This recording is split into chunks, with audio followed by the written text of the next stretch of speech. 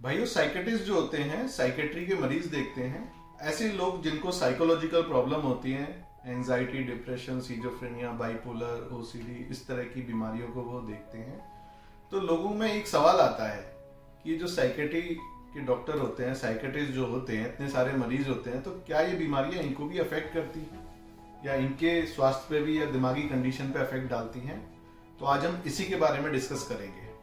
नमस्कार भाई बहनों, मेरा नाम है डॉक्टर आशीष कुमार मित्तल। मैं एक सीनियर कंसल्टेंट साइकेट्रिस्ट हूँ, डी एडिक्शन स्पेशलिस्ट हूँ एंड सेक्सुअल प्रॉब्लम स्पेशलिस्ट हूँ, और मैं गुड़गांव में, जो कि दिल्ली एनसीआर में, यहाँ प्रैक्टिस करता हूँ। तो भाइयों, जैसे मैंने डिस्कस किया कि जो साइकेट्री की प्रॉब्लम है खुद साइकेट्रिस्ट को अफेक्ट करती है या नहीं करती, इसके बारे में आज हम डिस्कस करेंगे। तो ये जो सवाल है काफी लोगों के दिमाग में आता है। या तो ये पेशेंट हो सकते हैं जो डॉक्टर को दिखाने आ रहे हैं, वो ये सवाल कर सकते हैं, या फिर जो आपके फेलो डॉक्टर्स हैं वो ये सवाल कर सकते हैं, आपके रिलेटिव्स हैं वो ये सवाल कर सकते हैं, या फिर जो ट्रेनी नए नए साइकेट्रिस्ट हैं उनके तो सारे के दिमाग में ये सवाल होता है, सबके दिमाग में ये सवाल होता है कि भाई हमने एक ब्रांच ले लिया कि ऐसा कुछ हो सकता है या नहीं हो सकता। तो पहली कम्युनिटी की बात करते हैं कि जो पेशेंट होते हैं। तो काफी पेशेंट होते हैं हमारे पास जो आते हैं, वो बोलते हैं कि सर आप बहुत अच्छा काम कर रहे हो, आप हमारी प्रॉब्लम को ठीक कर रहे हो, लेकिन आप हमारे जैसे काफी मरीजों को देखते हो, तो आपको ये प्रॉब्लम अफेक्ट करती है या नहीं करती है? तो बहुत सारे लोगों का ये सवाल होता है। तो मेरा जवाब है ऐसा नहीं करती है। रीजन मैं आपको later part of the discussion में बताऊंगा, इस प्रेजेंटेशन के एंड में बताऊंगा। दूसरा पॉपुलेशन, जैसे जो डॉक्टर्स कलीग होते हैं, तो काफी बार वो कमेंट मार देते हैं जो डॉक्टर्स की मीट होते हैं कि हाँ जी लो साइकेट्रिस्ट आ गया एक डिफरेंट लैंग्वेज में। तो पता चल जाता है कि वो कैजुअल वे में बोल रहे हैं या कमेंट वे में बोल रहे हैं। अब जैसे कि एक बार हमारी मीट हुई थी, मेडिकल कॉलेज में मैं था एसोसिएट प्रोफेसर, अपने डिपार्टमेंट को हेड करता था। तो एक बार मीटिंग में हम लोग गए, तो एक सर्जन थे, तो वो बोले कि हाँ जी ये लो साइकेट्रिस्ट की पूरी टीम आ गई। एक टॉन्ट वे में उन्होंने बोला। अब जबकि मैं ये बताना चाहता हूँ कि वो जो डॉक्टर थे उनकी खुद की वाइफ वो मेरे से ट्रीटमेंट ले रही थी, और वो डॉक्टर साहब ही उनको लेके आते थे दिखाने। और ऐसा होते हुए भी वो मेरे पे एक नेगेटिव कमेंट मार रहे थे, जिसको मैंने कि कोई रिप्लाई नहीं किया। तो इस तरह से कमेंट मिलते हैं। तो उसको हम लेटर पार्ट में डिस्कस करेंगे कि इनको कैसे हैंडल किया जाता है। तीसरा मैंने बताया कि घर वाले जो होते हैं, साइकेट्रिस्ट के घर वाले, तो उनको भी डर लगा रहता है कि भाई ये इतने सारे पेशेंट देखता है, कहीं इसको कुछ ना हो जाए, कहीं इसको खुद स्ट्रेस ना हो जाए, एंजाइटी ना हो जाए, डिप्रेशन ना हो जाए। तो ऐसा भी होता है। तो एक बार ये चीज मैंने नोटिस करी। मैं घर पे गया, मेरे पापा मुझे बोलते हैं कि बेटा तू ऐसे मरीज देखता है, कोई दिक्कत ना हो जाए, तू ऐसा किया कर कि तू हर हफ्ते पार्टी वार्टी कर लिया कर, कुछ पार्टी वार्टियों में जाया कर, खेला कूदा कर, टाइम पास किया कर दूसरे लोगों के साथ। तो घर वालों को भी ये चिंता होती है कि भाई ये साइकेट्रिस्ट है, इसको कोई बीमारी ना हो जाए, इसको खुद कोई इलनेस उसको अफेक्ट ना कर दे। चौथा पॉपुलेशन मैंने बताया कि जो नए नए साइकेट्रिस्ट होते हैं, जो कि ट्रेनिंग ले रहे होते हैं, किसी हॉस्पिटल में होते हैं, तो जब वो इस ब्रांच में आते हैं उनको भी ये डर होता है कि भाई हमने एक ब्रांच ले ली, कहीं ये हमें खुद अफेक्ट ना कर दे, कि कहीं हमें कुछ साइकेट्रिक इलनेस ना हो जाए। तो मुझे कहानी याद है, जब मैं खुद फर्स्ट ईयर में था, मैं एम्स में साइकेट्री कर रहा था, तो मेरे दिमाग में ये क्वेश्चन आता था। अब बड़ी समस्या होती थी, इसको पूछे कैसे, किससे पूछे। तो एक बार मेरी हिम्मत हुई, मैंने क्लास में अपने प्रोफेसर से पूछ ही लिया कि सर मुझे ये बताइए कि ये जो साइकेट्रिक इलनेस होती है ये क्या डॉक्टर को भी अफेक्ट कर देती है, जो डॉक्टर इनको देखते हैं, कि क्या हमको होने के भी कुछ चांसेस हैं इनको? तो काफी सीनियर प्रोफेसर थे वो, अभी भी हैं, एम्स में ही हैं वो।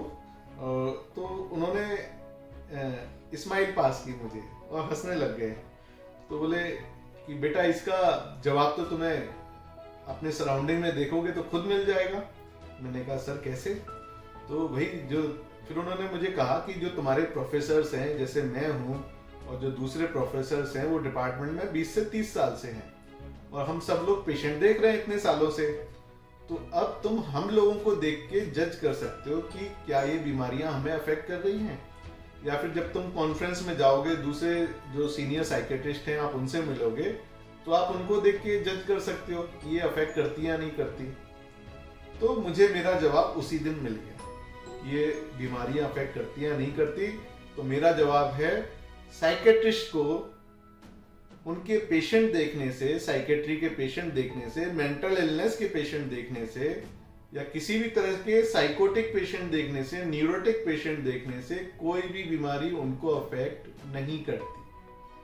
क्योंकि जो भी मैंने सीनियर साइकेट्रिस्ट देखे जिनसे मैं मिला, ज्यादातर लोग, बल्कि सारे लोग काफी मेंटली फिट थे।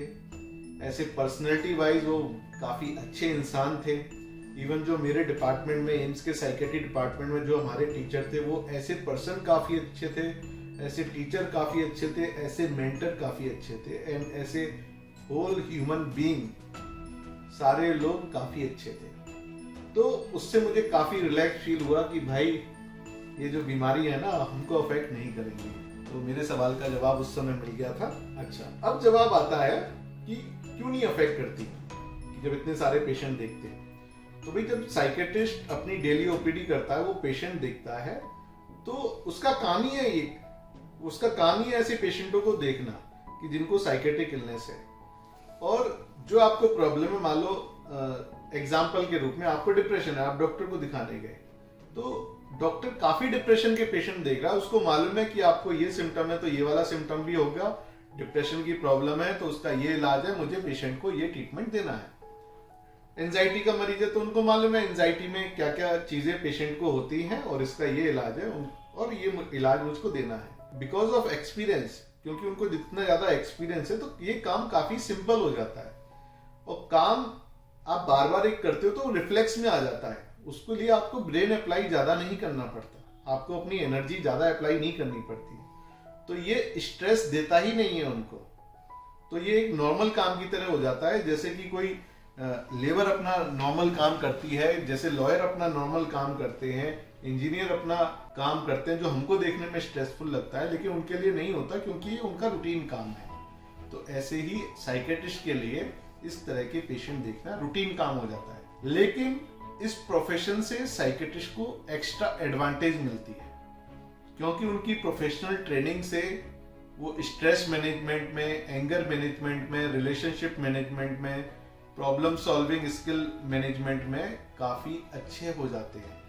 तो इन स्किल्स को वो अपनी रूटीन लाइफ में भी यूज करते हैं, जिससे कि वो रिलैक्स रहते हैं। एक जो साइकेट्रिस्ट होते हैं वो डी एडिक्शन से के पेशेंट से भी काफी डील करते हैं। तो हमने काफी डी एडिक्शन के वीडियो बना रखे हैं, ऊपर मैं आपको प्लेलिस्ट शेयर करूंगा ऊपर आई बटन में, वो आप देख सकते हैं। तो हमने काफी सारे डी एडिक्शन के वीडियो बना रखे हैं और हम काफी सारे डी एडिक्शन के पेशेंटों से डील करते हैं। तो एक एडिक्शन से बचने के लिए भी हमें नॉलेज मिलती है, या एडिक्शन के क्या हार्मफुल इफेक्ट है, उससे साइकेट्रिस्ट का बचाव होने में ज्यादा हेल्प मिलती है। दूसरा, हम काफी सेक्सुअल डिसऑर्डर के भी पेशेंट देखते हैं, और मैं ऊपर प्लेलिस्ट आई बटन में डाल रहा हूँ, वो आप देख सकते हैं। हम सेक्सुअल डिसऑर्डर के पेशेंट देखते हैं तो हम कम्युनिटी में काफी लोगों की हेल्प कर पाते हैं, कि जो लोग हमारे आसपास हैं वो बड़े कंफर्टेबल होते हैं अपनी प्रॉब्लम डिस्कशन करने में। इवन जो साइकेट्रिक पेशेंट हैं उनको खुद भी काफी सारी सेक्सुअल प्रॉब्लम होने लग जाती हैं, तो काफी कंफर्टेबल होते हैं। तो क्योंकि हम उनकी हेल्प कर पाते हैं तो हमें खुद भी बड़ा अच्छा लगता है। तो ऐसे ब्रांच काफी सेटिस्फाइंग ब्रांच होती है साइकेट्री, क्योंकि जो ज्यादातर मरीज हैं, मैक्सिमम लोगों को आराम आता है। हमको बाहर से देखने में ऐसा लगता होगा कि साइकेट्रिक इलनेस बड़ी खतरनाक बीमारी होती है, ठीक ही नहीं होती है, ऐसा नहीं होता। साइकेट्रिस्ट के पास आते हैं, हमने देखा है मैक्सिमम लोग जो रेगुलर ट्रीटमेंट लेते हैं ठीक हो जाते हैं। बहुत कम ही लोग हैं जिन लोगों को ट्रीटमेंट रेजिस्टेंट इलनेस होती है और जिनको आउटकम या ट्रीटमेंट का रेस्पॉन्स अच्छा नहीं आता। नहीं तो मैक्सिमम लोगों को अच्छा रेस्पॉन्स आता है। और जब पेशेंट आता है कि सर मेरे को ये फायदा हो गया, मेरे को इतना फायदा हो गया, तो ऐसे डॉक्टर हमको काफी अच्छा फील होता है और वो काफी एनर्जी देता है, काफी खुशी देता है वो फीलिंग। बल्कि मेरे को तो लगता है कि दूसरी ब्रांचेस होती हैं उससे कम हम स्ट्रेस में रहते हैं, ज्यादा रिलैक्स फील करते हैं। अच्छा, अब इसके बाद में एक बात और बताना चाहता हूं कि जैसे जैसे लोगों की एज होती है, चाहे वो किसी भी ब्रांच में हो मेडिकल साइंस की, चाहे वो जनरल फिजिशियन हो या सर्जन हो या साइकेट्रिस्ट हो या पीडियाट्रिशियन हो, ऑर्थोपेडिक सर्जन हो, तो जैसे जैसे लोगों की एज होती है, थोड़ा बहुत पर्सनैलिटी चेंजेस सब में आते हैं। तो हो सकता है जो बहुत ओल्ड एज साइकेट्रिस्ट हैं, जिनकी उम्र 70-80 साल हो गई है, थोड़े बहुत बिहेवियर चेंज उनमें हो गए हों, या उम्र की वजह से मेमोरी चेंजेस हो गए हों। तो वो एज रिलेटेड चेंजेस हैं, वो सब में होने हैं, सारे ह्यूमन बीइंग में। तो उसमें हमें ये नहीं सोचना है कि भाई इनको ये साइकेट्रिस्ट है और ये ऐसे हो गए, इनके चेंजेस हो गए बिहेवियर क्योंकि ये साइकेट्रिस्ट है। ऐसा नहीं है, ये उनकी उम्र का तकाजा है। दूसरा, जैसे कि मैंने डिस्कस किया कि जो साइकोटिक इलनेस होती है 2 से 4% पॉपुलेशन में होती है। जैसे हमने सीजोफ्रेनिया का ऊपर आई बटन में दे रखा है बीमारी, ये भी 1 से 2% लोगों में होती है। ठीक है, तो ऐसे में कोई भी साइकेट्रिस्ट की कम्युनिटी है, उनमें भी कुछ साइकेट्रिस्ट को सीजोफ्रेनिया की बीमारी होगी। 1% लोगों को तो होगी जो प्रिवेलेंस है इस बीमारी की, या दूसरी बीमारियों की जो प्रिवेलेंस है जो कि बायोलॉजिकल है, जो साइकेट्रिक इलनेस, तो वो तो उनको होनी है।